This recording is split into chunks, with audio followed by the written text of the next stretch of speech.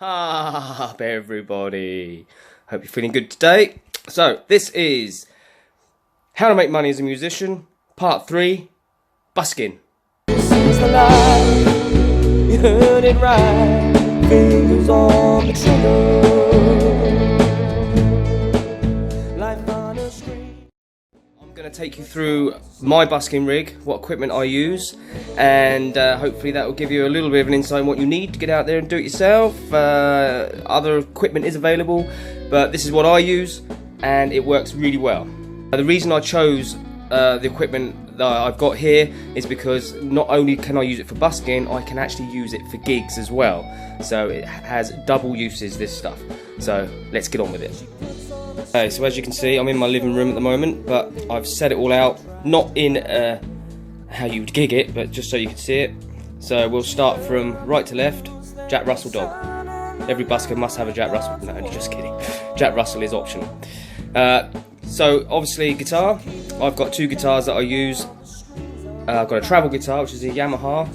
I may do a review on that sometime. And I've got my Epiphone, which is my main gigging guitar. And actually, I take the Epiphone out busking more than I do the Yamaha, even though it's more cumbersome. But the way I transport all this gear is genius.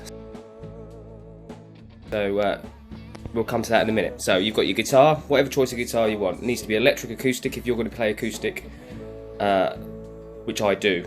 Okay, moving on, you've got microphone. This is a PG58. I use a SM58 too, but that's just what I take out on the road because I use my SM58 usually is in my gigging rig. So you've got a mic stand. On the floor here, I've got a Boss RC30 tuner. That's not a tuner. Scrap that. A Boss RC30 looper, which I use for looping stuff, and then I can do some widdly solos over. People love widdly solos as they're walking up the high street and they can hear a nice little widdly solo, especially acoustic. Lovely, lovely, lovely. My main amp, which is a Cube Street. I went for the more expensive one.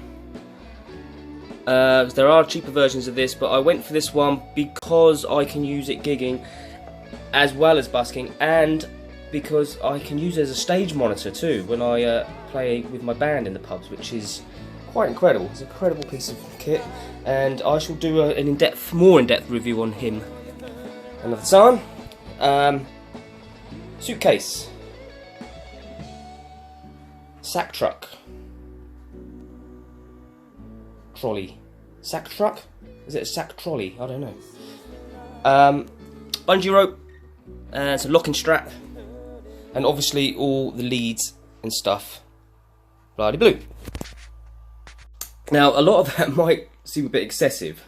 I'll pack all this down and show you how it all goes together. So yeah, here we go. First things first, here's the suitcase I was talking about. Needs to be big enough to get your amp in and leads, etc. You can see I've got a lead in there, I've got my case for a microphone, some spare batteries, because all this is battery powered, the amp's battery powered, the looper's battery powered.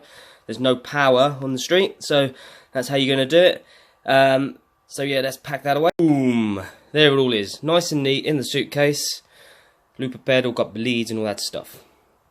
Yeah.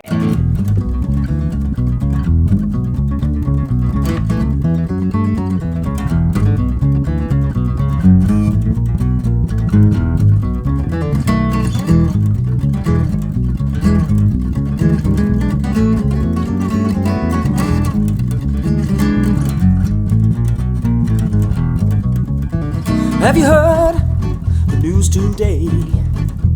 I know what I must do.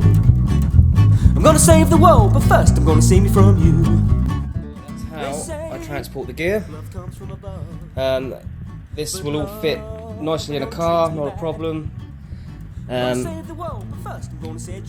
one of the first things I learned when I went busking was how to get the gear to the spot. Often you have to park quite far away from the high street, and it's not fun trying to carry a guitar and an amp and a mic stand, etc. But there you go.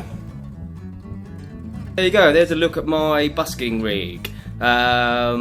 Next video I'll do a review with the gear, you can hear how it sounds and all that kind of thing. I'll put some links in the description to the amp and the pedal and things like that. Right, catch you on the other side. You heard it right, fingers on the trigger.